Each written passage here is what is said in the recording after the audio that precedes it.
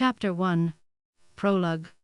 The cold moonlight shone on Zhang Yuang's frail shoulders, making her feel a chill. Spring nights shouldn't feel like this, she thought. She chuckled to herself, chiding herself for being ridiculous. During her days as a student doing fieldwork in Guizhou, she often strolled alone in the village in the middle of the night to alleviate boredom. Now, standing in the quiet campus of a university, why was she feeling afraid?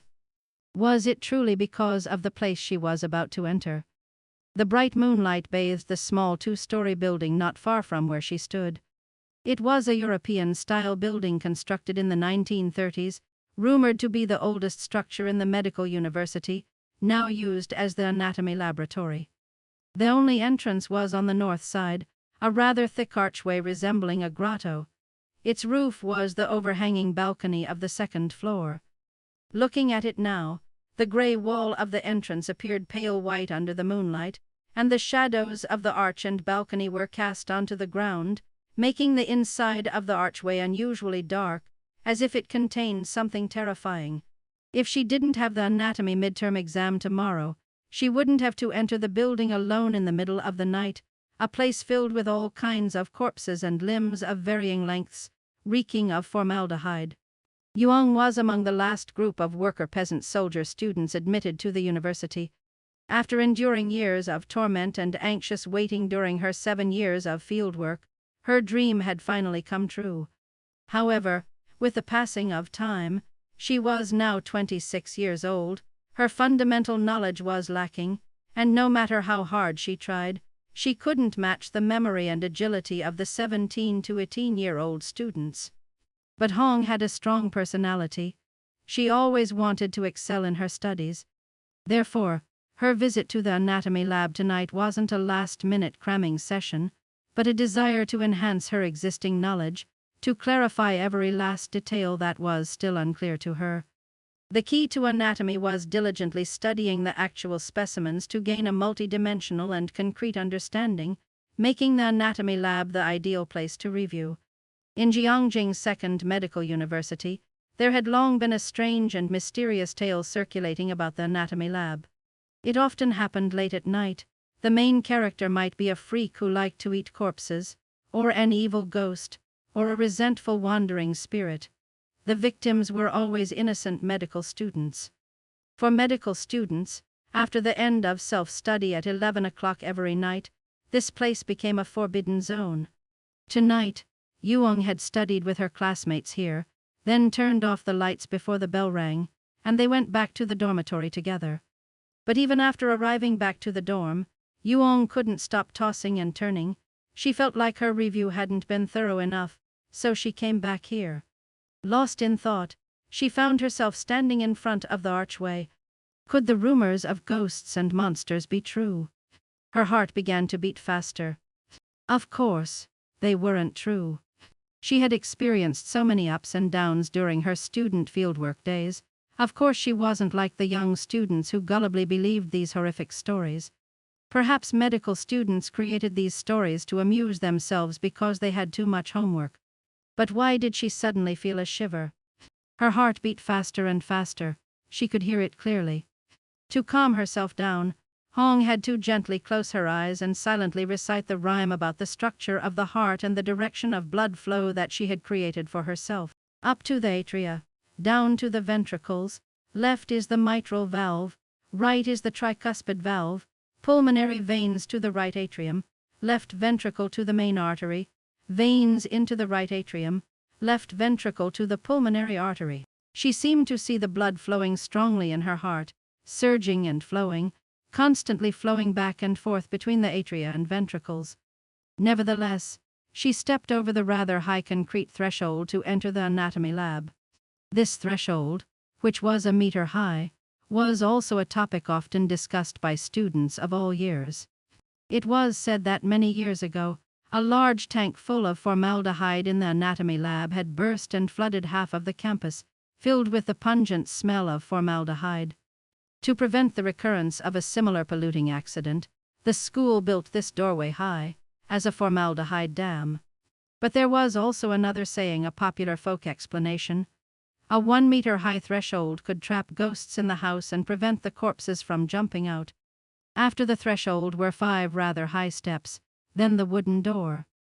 Yuang grabbed the copper doorknob, thinking, it's not too late to turn back now. But should she give up such a good opportunity to review just because of a momentary fear? Suddenly, she heard a melodious tune coming from inside. Yuang paused, listening intently. It sounded like people were whispering, and listening more carefully, she could also hear the clinking sounds caused by the light collision of glassware. It turned out to be a party. A party in the anatomy lab. Perhaps it was a group of graduating seniors with no more assignments, who had come here to relax. But just over an hour ago, this place was clearly filled with a crowd of students diligently preparing for the midterms. How could it suddenly be filled with the sounds of clinking cups, bowls, and chopsticks? The Gang of Four had been overthrown, the Cultural Revolution had ended, the social atmosphere had become much more relaxed, and it was rare to see such petty bourgeois activities. Yuang took a deep breath and pushed open the large door of the anatomy lab. 1 month later, Lu Bingcheng, the third-year medical tutor, entered the women's dormitory. His mind was preoccupied, filled with so many thoughts that he forgot to present his work id and sign in. Fortunately, the old woman at the gate recognized him, knowing that he was a teacher and that his visit was certainly related to student affairs, so she didn't stop him, allowing him to continue his train of thought. Bingcheng went upstairs and stopped in front of room 405. It was almost dark, but the corridor lights hadn't been turned on yet. The door was closed tightly. He stood still for a moment, then gently knocked. Ao Jing's face appeared in the partially opened door. Hello, Teacher Cheng. How is she? Cheng didn't enter immediately, asking softly. Sometimes she's stable, sometimes not. Sometimes she's very lucid, just like before, and understands everything more clearly than anyone else. But suddenly, she starts saying strange things. Ao Jing also tried to keep her voice low. Is that Teacher Cheng? Why doesn't Ao Jing invite him inside to talk? A clear female voice called out from the room. Yuang, wearing a light green plaid pajama top, was sitting listlessly by the window looking outside. She slowly brushed her dark, shiny hair that had grown long enough to almost reach her shoulders, her pale hands revealing prominent blue veins. Cheng squinted slightly, and in his mind appeared the image of Yuang from not long ago with her short, close-cropped hair and rosy, vibrant face. Yet in less than a month, she had become a completely different person. What had happened? Hong continued to stare intently out the window, not turning around to acknowledge Cheng's presence. She brushed her hair slower and slower, as if she wanted every strand of her countless delicate hairs to be carefully brushed. Cheng suddenly thought, since entering the school, she has been ideologically progressive and hardworking, not like this petty bourgeois style at all. Teacher, I heard that you also graduated from this school. Which department and class did you graduate from? Hong's question contained no hint of any pathological symptoms. Without thinking, Cheng replied immediately. I entered the university in 1961. Yuang trembled slightly, turning around with a pale face. Then, you must have heard about the Moonlight. Bingcheng's thick, dark eyebrows furrowed even more. He thought, what is this? She's gone mad. But he replied, Moonlight. I not only heard about it, but I often see it. These past few days have been cloudy, so naturally I haven't seen it, but on sunny days, there's beautiful moonlight every night. Yuang stopped brushing her long hair, lowered her hand, and asked in surprise, you really don't know?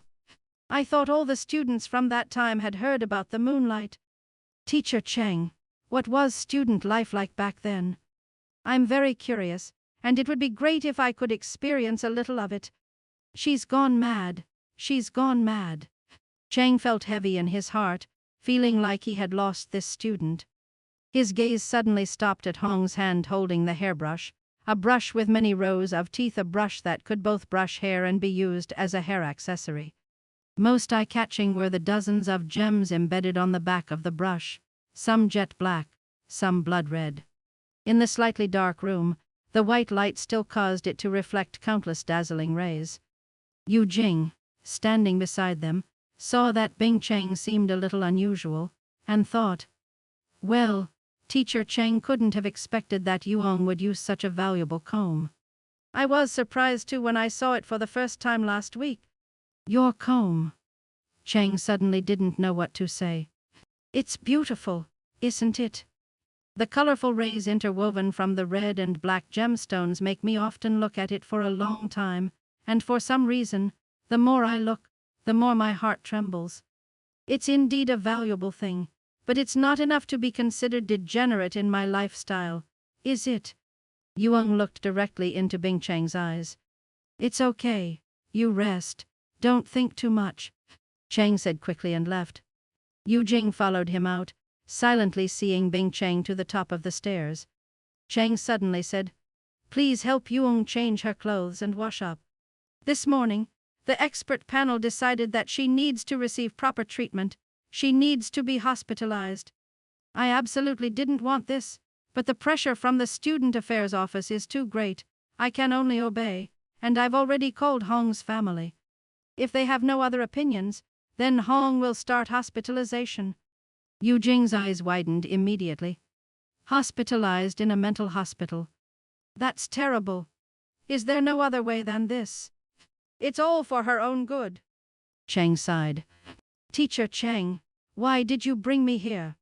Perhaps it was because she was wearing white that Yuang looked even paler than a month ago. Her hair had grown longer, and a strand falling over her cheek made her bony face look even more dispirited. Everything here was white. It was said that white was the color of heaven. The long and quiet hallway gave a sense of tranquility. Tears welled up in Yu Jing's eyes as she helped Yuang into the hospital. She had also spent a gloomy month, feeling bored with everything, as if she was the one who was hospitalized. Today, the tutor Bing Cheng had called her, the class monitor, and the secretary of the Youth League branch of the class. The four of them cycled to the hospital to visit Yuang. Yuang nearly made Yu Jing burst into tears, and everyone present felt a pang of sadness. Bing Cheng looked at Zhu Haiding, Yuang's attending physician. Haiding also looked at him. Their eyes met, but the doctor remained silent, as if to say, I don't know what to say to her. I really want to help, but I'm helpless. Bing Cheng had to say, this is the suggestion of the experts. Your parents have also agreed. The school and the department attach great importance to this and hope that early treatment will help you overcome your ideological problems. Drive. Ding told me that Hong has made progress. With more observation, you can be discharged. Yuang looked down and said softly, I know that the department and the school care about me. I will work hard to get treatment and listen to Drive. Ding, to remove the obstacles in my thinking, so that I can return to study with my classmates soon. Observing calmly, these words of Hong had no hint of any mental illness at all. Yu Jing pleaded softly, Teacher, we should bring Yuang back soon. Drive. Ding, do you see that Yuang is very lucid? Why do we have to stay here any longer? Drive. Ding said, our department will have an evaluation meeting tomorrow. I will quickly inform the school of the results. Please ask the doctors to do their best to help. Bing Cheng said. But just when Yu Jing suddenly felt relieved, Yuang suddenly said with a hint of coldness, I have a very big question. May I ask Teacher Cheng? Have you never heard of the Moonlight? Bing Cheng originally thought that Hong's condition had improved significantly. At this time, he looked at Drive. Ding in disappointment, as if to say, why is she still like this? Where has she progressed? Drive. Ding looked directly at Yuang and asked gently, Yuang, tell me, what is Moonlight? Is it the moonlight we usually see at night, or is it something related to the moonlight? Yuang looked into the distance, frowning slightly. If I already knew, why would I need to ask everyone? Bing Cheng sighed softly. Hong, please rest well. Don't think too much. Your friends are all looking forward to your early recovery. The most disappointed was Yujing. How long would it be before she could hear Hong's happy voice in the dormitory again? Jing tried to suppress the surging sadness and said gently, Hong, I went to Wu Fangju to buy you the spiced duck gizzards and the bean curd brain that you like. I left it with the nurse. Remember to get it and eat it. When you come back, we will resume our old habit. We will go for a walk on Beijing Street on the weekend, okay? A smile suddenly appeared on Yuong's pale face. Why not? I can't wait any longer. Hong's smile made everyone suspicious. She doesn't have any illness. Hong asked again. Speaking of Beijing Street. I'm here day and night. What day is it today? If I'm discharged, will I still be in time to join the parade on Beijing Street on July 1st? Yujing replied with a smile. Today is only June 14th. You should cooperate with Drive. Ding for treatment, and you will definitely be able to celebrate the birthday of the party on July 1st. Yuong suddenly changed her expression. Is today really June 14th? Thank goodness everyone came here, otherwise it would be bad. Her eyes flashed with extreme horror. Her breath seemed to be faster. Drive. Ding realized that the situation was not good. He took the opportunity to ask, Hong, what's bad? Can you tell me? No. Hong affirmed, as if there was no other way. Bing Cheng looked at Drive. Ding again, as if to say, perhaps her illness is getting worse. Don't even mention being discharged before July 1st, but she may have to stay through the summer. Yuong said blankly, Teacher Cheng, Drive. Ding and my friends, can you leave for a while? I have something to say to Yujing in private. The secretary of the Youth League branch who was standing next to her risked interrupting. If Yuong has any ideological problems, the organization can also help. Don't discuss it in a small group. Hong sneered. This is an important matter related to life. Can I casually tell you? Drive. Ding and Bing Cheng exchanged glances very quickly, then signaled the class monitor and the secretary of the Youth League branch to follow them out of the ward, and then closed the door. Looking through the glass door, you could only see Yuong holding Yujing's hand tightly, talking anxiously and emotionally. Hong's face was full of tears. Yujing was very confused and nodded constantly. After a while, Yujing walked out of the room in a daze. Teacher Cheng and the secretary of the Youth League branch quickly asked, What did Hong tell you? Yujing's mouth was open, and she couldn't say a word. Suddenly, everyone heard a series of crashing sounds. Everyone looked back and saw Yuong rushing to the window and banging repeatedly on the glass. Two nurses rushed over and grabbed Hong tightly from both sides. Inside the window, Hong was still screaming. Yujing looked at her sadly. Hong had stopped struggling. Her face was full of tears. The two looked at each other for a moment. Hong slowly shook her head, and Jing nodded slowly. After Hong was taken away, Drive. Ding said, Miss Jing, in order for Hong to recover quickly, I hope you don't hide anything from me. If you have anything, just tell me. If necessary, I can promise to keep it secret from the school. Teacher Cheng can understand me. After a moment of silence, Jing said softly, Actually, there is nothing worth hiding. She said, I'm her best friend, and she hopes to see me again. After the lights out signal, Yujing tossed and turned. Hong's words spoken in tears yesterday were still ringing in her ears clearly. To this day, she still half believes and half doubts.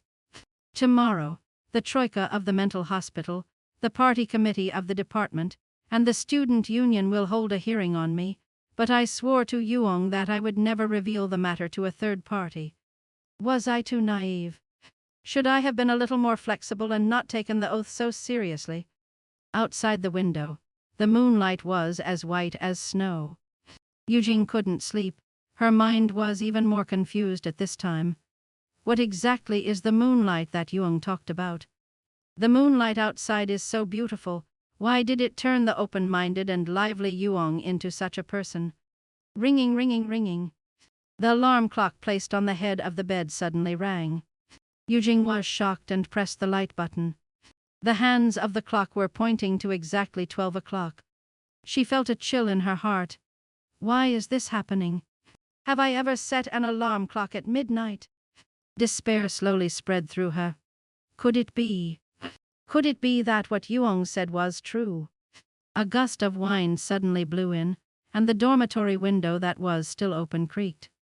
The wind rushed into the mosquito net, and Yujing's whole body was covered with goosebumps. Why is the summer night wind so cold? She put on her clothes and sat up, got out of bed and went to close the window. But when she got close to the window, her feet seemed to be buried in the ground. The slow and gentle violin music came from outside the window, floating in the moonlight. Yujing suddenly seemed to shake off all her fatigue. Everything around her became clear and pure. Yesterday's worries, tomorrow's anxieties all disappeared with the music. How good it would be to always hold on to this wonderful feeling. Eternal goodness, isn't that the goal that everyone is always eager to pursue? It seemed that outside, under the window, was that eternal goodness. In the moment Yujing jumped out of the window, she remembered Yuong's warning, but it was too late. She screamed miserably, but her youth had gone and would never return. Spring, 1982. Alexia didn't expect to be standing in front of the anatomy building at midnight. The sky was covered with dark clouds. She still remembers the first evening she came to school. Alexia and her female dorm mates told in detail the ghost stories related to the anatomy lab. It was said that in it, each corpse, each piece of arm and leg was linked to a terrifying story, and they were all related to a lonely ghost. Those stories made her sleep badly for several nights in a row, and she regretted choosing the wrong major. But tonight is different. After the experiments on the anatomy of living animals, and nearly half a semester studying the anatomy of the human body, she had discarded her fear of the body of living beings and did not believe in these ghost legends at all. Materialism is the foundation of modern medicine. If I still believed in the ridiculous stories of gods and ghosts, then I really chose the wrong career. But why am I a little shaky now when I stand in front of the arch of the anatomy building? What is there to be afraid of? Today is an era in which people are extremely eager for knowledge. Alexia came from an ordinary worker's family, so she cherished the opportunity to receive higher education even more. Tomorrow is the midterm exam for anatomy. She has reviewed quite thoroughly, but her goal is to get a perfect score. That's right, because she is a person who always pursues perfection in everything. She understood that if she could study the body specimens more than her classmates once, the chance of getting a perfect score, ranking first, and getting a scholarship would be greater. So Alexia didn't return to the dormitory tonight. After the lights-out bell rang, she went alone to review the specimens. Why is the threshold of the anatomy building so high? She thought about it. She wanted to dispel the fear. That's right. People in the past must have been superstitious in a feudal way. Corpses cannot bend their knees, so as long as the threshold is built high, they cannot run out. How absurd. A gentle breeze blew. Alexia felt a little cold. Or should I go back? That would be cowardly, too cowardly. Alexia hates her childish temperament that sometimes suddenly appears. Like female students of the same age, her idol is Marie Curie. But with the idea just now, maybe she wouldn't be able to be a servant to Marie Curie either. Alexia entered the pitch black and pushed open the door of the anatomy lab. Suddenly a light flashed in front of her. She quickly pulled her hand back, almost fell. It turned out that the moonlight just happened to shine through the thick clouds and shine down on the ground. If you are this timid, you won't be able to accomplish anything in the future, Alexia thought in disgust. To conquer herself, she took all her courage and opened the door of the anatomy lab. Lu Bingcheng, the deputy director of the Medical Student Affairs Office, sat in the school's jeep and drove to the mental hospital. Meeting drive. Zhu Haiding, the first question he asked was, "This time, have you determined that she has fully recovered?" Haiding didn't show his displeasure immediately. He recalled the old things and felt that he couldn't blame Teacher Bing Cheng for being suspicious, so he said, "Teacher Cheng, please consider it. It's not just me who decided to discharge her from the hospital, but also the two veteran directors of the consultation nodded in agreement. She didn't mention any moonlight or anything else, did she?" "Drive." Ding shook his head. Alxia had lost a lot of weight, but her eyes were still very vibrant. Seeing Bing Cheng and learning that she would be able to return to school, she was overjoyed. She had no sign of illness at all and asked with a smile, "Teacher Cheng, are my friends still doing well? I am still studying by myself. Although I am missing a lot of assignments, I still want to take the final exam." Bing Cheng breathed a sigh of relief, smiled and said, "Everyone is well, everything is fine. You still need to pay attention to rest. It doesn't matter if you take the final exam. You have a solid foundation of knowledge, and the department will arrange for you to take the Ray exam in the summer. You will definitely catch up with your friends." Driver Peng helped Bing Cheng carry Aoxia's luggage up to the dormitory. The corridor was dark. When he was about to get to room 405, a female student ran over and bumped straight into the driver. The wash basin fell to the ground, and Aoxia's combs and brushes flew everywhere. Aoxia, who was walking in front, suddenly turned around and shouted "Oh!", then immediately dropped the luggage she was carrying to the ground and ran to pick up her belongings. Under the dim light of the corridor, Bing Cheng saw a few very thin flashes of light. He looked closely and saw that Aoxia was holding a comb with a wide back. Those flashes of light were emitted from the back of the comb. He strode forward and looked at the comb carefully. It was also a comb that doubled as a hair clip. The back of it was studded with dozens of gems, some blood red, some black. It was very worthy of being an ornament. The old story from a few years ago came back to his mind. He remembered the female student who had mental illness, returned to school for a year and then jumped off a building and committed suicide. Her name was Zhang Yuang, also used a comb like this. Bing Cheng lowered his voice and asked softly, "Aoxia, where did this comb come from?" Aoxia said, "When I was in the hospital, a mother of a patient gave it to me. At first, I was embarrassed because it was very expensive, so I didn't dare to accept it. But she insisted on giving it to me, and I couldn't resist." "What was the patient's name?" "I only know that her surname is Wang. She was a long-term patient, but she was discharged last week." Aoxia quickly stepped into the room. Her friends were anxiously waiting for her. Seeing that she was completely refreshed as before, everyone's worries were more than half gone, and the small room suddenly filled with happy voices and laughter.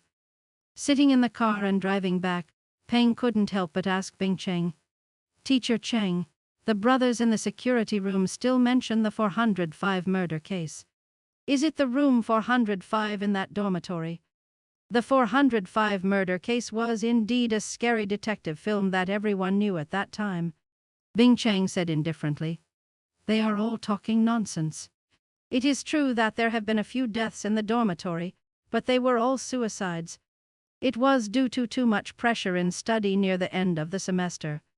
1 month later, while Peng was in the driver's duty room, the miserable siren of an ambulance woke him up. He only heard hurried footsteps in the security room next door, everyone running back and forth busily. He put on his clothes and ran out, and heard someone calling, "Driver Peng, stay at your post." A female medical student jumped off the building in the dormitory. "You stay there to answer the phone. The leaders of the department will definitely come to the scene." "Which room is it?" Peng asked back. 405. Peng suddenly felt a chill down his spine. "Do you find this room number particularly special?" Yi Xin, who was intently looking at the sign for room 405, was startled by this cold voice. A slender figure glided into the room, with long hair and a short dress that almost reached the ground. If it weren't the middle of the day, one might think of a ghostly hall maiden, a reference to a beautiful woman who died unjustly due to heartbreak. "Do you remember the movie Murder Case 405 that we watched when we were kids? It's said that the movie's plot was so terrifying and bizarre that it caused a sensation for a while, and it had a strong impact on people's psychology. Because the terrifying impression of the movie was so deep, people dared not live in dormitory rooms or hotel rooms numbered 405. Even newly built apartment complexes don't have apartments numbered 405. Yet, this dormitory room 405, since 1977, has had 12 female students all die in the same way. Suicide by jumping from the building, and all falling on the same day, June 16th. Isn't that very strange? Yizin and the other girls in the room had all come from regions thousands of miles away to study at the university, each carrying a lot of suitcases and trunks. But the female student who just arrived was different. She only had a small bag slung over her shoulders, without any other bulky items. She looked at the top bunk of the bunk bed to the left of the window, smiled and said, "This is my spot." The lower bunk was Yizin's bed. Yizin was not particularly gullible, but she still found the words of this white-clad hall maiden somewhat creepy. Zin felt a slight chill, and asked, 12 people died in 16 years, almost one death per year. It would be really scary if 16 people died in 16 years. The girl turned around. Her face was long and slightly pale from lack of sun exposure, with thin lips, and small, long eyes that slightly drooped downward. She said clearly, "Who says it's not one person per year?" There were 4 peaceful years because the school also felt suspicious, so they closed this room 4 times to investigate the matter clearly, but there were no results. But in those 4 years, other rooms also had cases of female students jumping off the building, so it seemed that precautions were useless. Several generations of school leaders were afraid of being criticized for being superstitious if they kept closing the room, so they had to reopen room 405. And sure enough, 4 years ago was the last time it was closed. After it reopened 3 years later, 1 female student died by jumping from this room each year. Yizin was silent at first, but later she saw that the girl spoke logically, and did not seem to be talking nonsense, so Zin clicked her tongue and asked with a hint of sarcasm, "So that means, among the 6 of us in this room, 1 is bound to die by jumping off the building on June 16th next year. In that case, everyone should write their wills in advance. Who knows whose turn it will be?" The ghostly hall maiden recognized the sarcasm in Zin's words, and said coldly, "This may not be a bad idea. I can say for sure that 1 of us will die on June 16th next year." A loud clang rang out. It turned out that an enamel wash basin had fallen to the ground. Standing next to it was a petite girl. It was Kin Lalei, a roommate that Yizin had just met. Lalei had just showered and returned to the room from the bathroom. She was startled when she heard the hall maiden's firm statement. The hall maiden chuckled, walked over to pick up the enamel basin for Lalei. "Success. I've scared someone. I'm Mo Yang Shan. Just call me Shan." Yizin thought to herself, it's really fitting.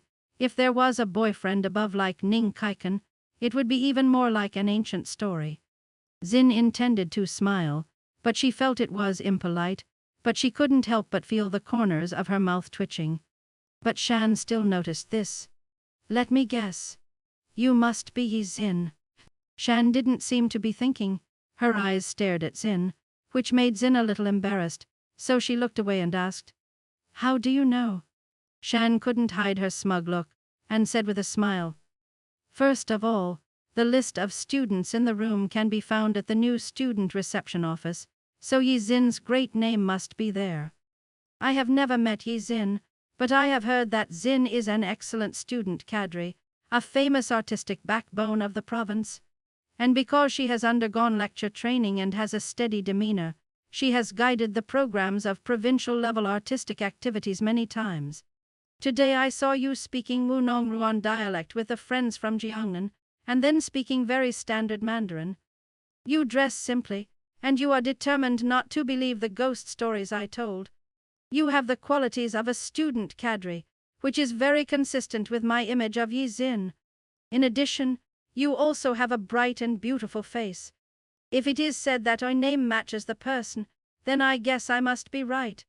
Yizin was annoyed that Shan put her in the category of student cadre, but after hearing the last sentence, she was both pleased and embarrassed, and her antipathy towards Shan disappeared. She smiled. "I am indeed Yizin. Not bad.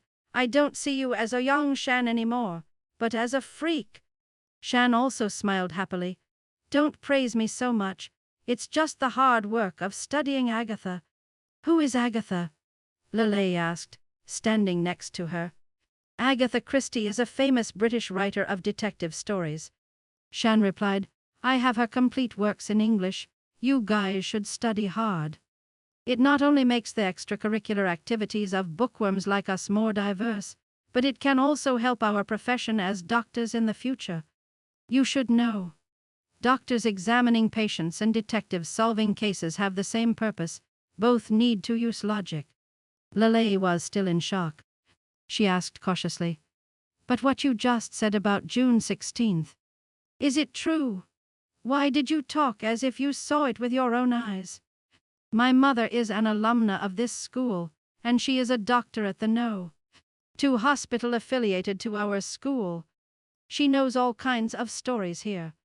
Regarding the 405 murder cases, I gradually extracted every piece of the story from my mother." Yizin was secretly horrified. "She knows that you were assigned to live here, and she's not worried." Shan smiled cunningly. "Don't tell anyone about this.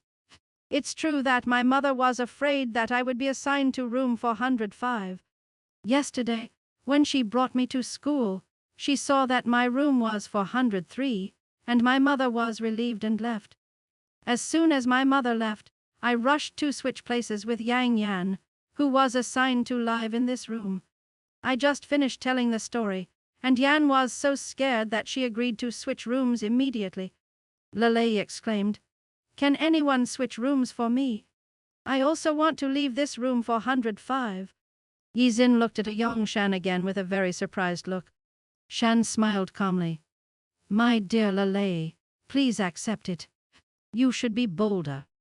It's just a rumor, an unsolved case, so I did everything I could to get into this room. Whether it's to catch ghosts or to solve the case, if the truth can be clarified, the intense curiosity will be satisfied. Wouldn't that be great?" Lele said, "I don't need to satisfy my curiosity. I'm timid, so I just want to avoid it. Unless you tell me that what you just said are all lies." Okay. I was just scaring you for fun. In fact, there are countless ghost stories in our school. I will tell you them one by one tomorrow night." Shan had seen Yizin's eyes. She smiled and continued, "You're probably thinking that I'm like a young Shan who has a mental illness, right? Let me make it clear.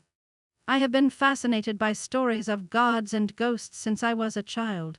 You look at me like this. Does it say anything?"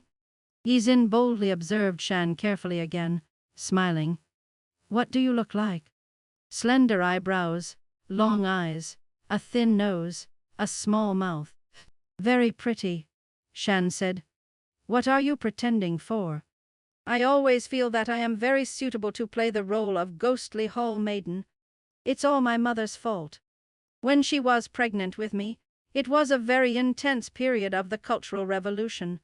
My mother was often mobilized to watch denunciation meetings and witnessed people dying from being denounced. So maybe I was haunted by ghosts when I was still in my mother's womb. The more you talk, the more mysterious it becomes." The one who spoke was a tall girl, holding a quilt in her arms, smiling slightly as she entered the room. Shan was a little surprised. "Room in. Aren't you assigned to room 403? Min was designated as the temporary class leader. Yizin had heard Lele mention this morning that Min was a key figure in the high school students of Jiangjing City, and had been present at many grand ceremonies for city leaders. Min's father had studied in Germany for several years, and is currently the director of the Department of Cardiology of the first branch affiliated to Jiangjing No. 2 Hospital. I was assigned to room 403. Also because I heard about the ghost story 405 murder cases, I asked the teacher to switch to this room. I want to eliminate this superstition. It wouldn't be right to say that I'm not scared at all, but the school party committee and the teachers in the student management office are very supportive. Also because I'm a student kidda. Yu Min put the bedding on the empty bed, then suddenly turned to look at Yi Zin and continued. You're Yi Zin, right? Teacher Li asked me to choose a branch secretary. I know you and Fang Chongs are both outstanding high school student cadres at the city and provincial level, but because I need someone who can conveniently work in the boys' area, I initially decided to let Chongs be the branch secretary. I hope you don't mind. It's true that Yi Zin was a little uncomfortable, but seeing that Yu Min's words were not unreasonable, and seeing that Min was very frank, which was also rare, Zin smiled and said, It's okay. I heard that there is a lot of homework at the medical university. I'm worried that I won't be able to handle it. It's good to have a little more time to study. Yu Min was about to say, even if you are not a cadre, you must not refuse the tasks of the class, but seeing Shan standing there coldly observing, she held back. After Min went out, Shan wrinkled her face and stuck out her tongue. Lele was terrified, but from the moment Min entered, Lele had almost calmed down again. She smiled. Shan is really. Why are you so scared when you just meet our class leader, just like a mouse seeing a cat? Shan replied, I'm not afraid of her. But in ghost stories, the hungry ghosts are all very afraid of Taoists who perform spells. My fate is to be suppressed by the Taoist Yu Min. We were classmates in junior high school at the high school affiliated to Jiangjing Hospital. I was corrected by Yu Min so many times, I didn't expect that when I went to college, her lingering soul still wouldn't dissipate. Yi Zin smiled. You said that. Are you Shan after all? Or is she the lingering soul? Shan said seriously. What's the difference? You, me and her are just light dust between heaven and earth.